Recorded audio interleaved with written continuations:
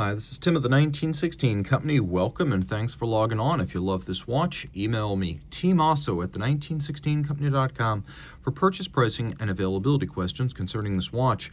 In 2016, Lange Söhne of Saxony, Germany, launched the Rickard Lange Jumping Second. And in 2019, it launched this version with a sterling silver dial in galvanized black and a case in white gold. It's probably one of my favorite watches of all time and my favorite version of it.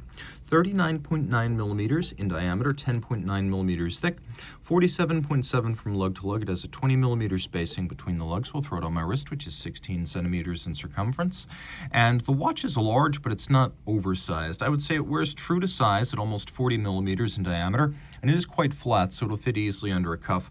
Let's call this perfect for a wrist of 15 centimeters circumference and up. My wrist is 16. I could wear this on a slightly smaller wrist. High-grade strap. Large, rectangular, symmetrical alligator leather scales, calfskin on the bottom, brand new Lange strap, no crimping, no gouging. A high grade and expensive cut of the beast. These large, rectangular, symmetrical scales. A little bit of bolstering or stuffing to give it volume. We've got an edge that is folded with a monotone stitch. And in fact, this is actually a very, very, very dark blue strap. So if you're wondering what you're looking at, it's a very, very dark blue. We've got a white gold buckle, and taking a look at the buckle, you can see there's some faceting outboard to show you a little bit of design detail from different angles as the light catches it, and then a couple of elements that make it worthwhile to mention. You see this little bar here? That's for those who have a really small wrist. They're going to use the smallest hole or punch smaller holes. Sometimes the strap can get pinned on the pin when it's on really tight, so that little bar prevents the strap from falling all the way down to the base of the pin. And then we have this elevated bridge so that when the strap is inside the buckle, it sits flat and flush. All right, running around to the case, very familiar to Lange fans, round domed bezel, a stepped-in case back, and then lugs that are stepped out rather dramatically with a distinct notch between lug and case. You can see that the lugs run up the flank of the bezel a little bit so they don't get cropped off at the top. It's a trick that watch designers often do to run the edge of the lug up the edge of the bezel. We have a satin mid case, which is not universal on Lange watches. Many of them have full polished mid cases, so this is welcome and it offers a bit of contrast. A Lange Söhne branded crown. All this is 30 meters water resistant, so dress or splash only. You may wonder why I don't have it running. Well, it will run, but I want to show you two features. First, when the watch stops, it will always stop with the seconds hand at 60, so you can restart it and reset it. It also will show you this little red triangle when you're down to 10 hours of power reserve. Now, as you wind the watch, you can see immediately the jumping second pulls away from the mark at 60. Immediately does so. So you want to set the watch and then turn the crown to wind it to bring it out of a stopped, hacking synchronized mode where it's aligned at 60, and you want to do that just as the turn of the minute occurs, because it will always start at 60 when it's dead. Now, if I continue to wind this, you'll notice that little triangular power reserve indicator. It's really a power reserve warning to let you know you're down to 10 hours, but as we progress through the power reserve and we have more than 10 hours stashed, now that little red index will disappear. So you see when I stop, I can rehack and reset the index at 60 because it is a zero reset second system, and there's a little hammer right here that achieves that purpose.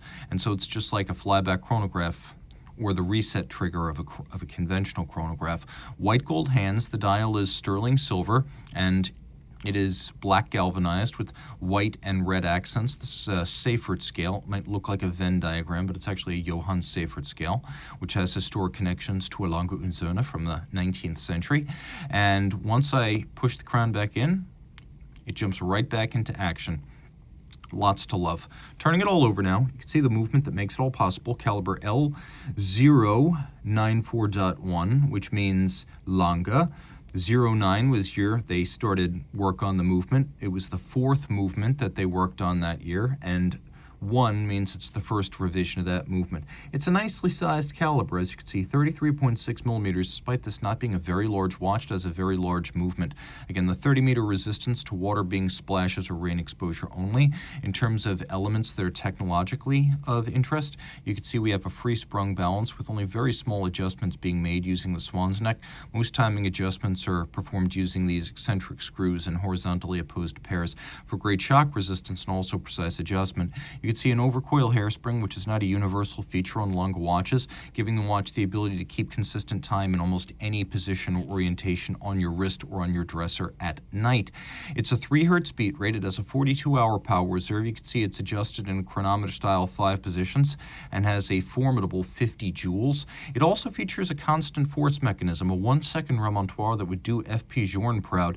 The underpinnings of the remontoire are located here. So what happens is for 42 hours, the balance will run at constant amplitude because constant force is applied by the remontoire.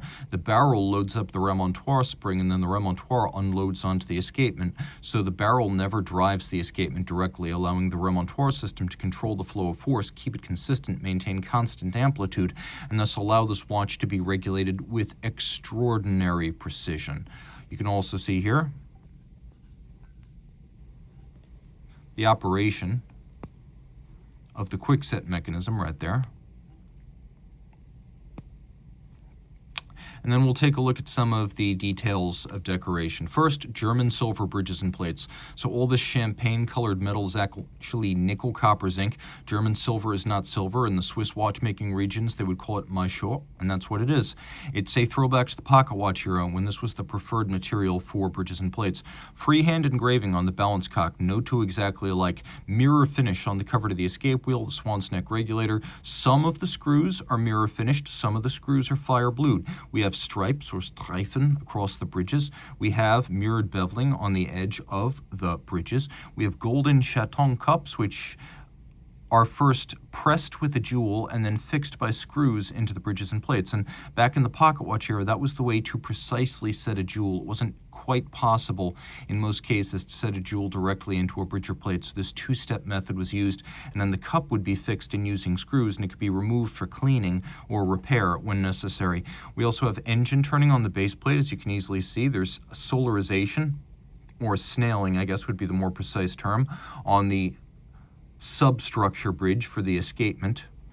And then on all of these steel parts for the zero reset, you could see that we've got satination on the top, but then beveling on the sides. So it is a beautifully decorated movement, and it uses a 3/4 style bridge, which is another nod to the era of pocket watchmaking in Glashütte, where this watch is made. And F.A. Lange, back in 1845, established the first volume watch production and the horological tradition in that Eastern German town that continues to this day.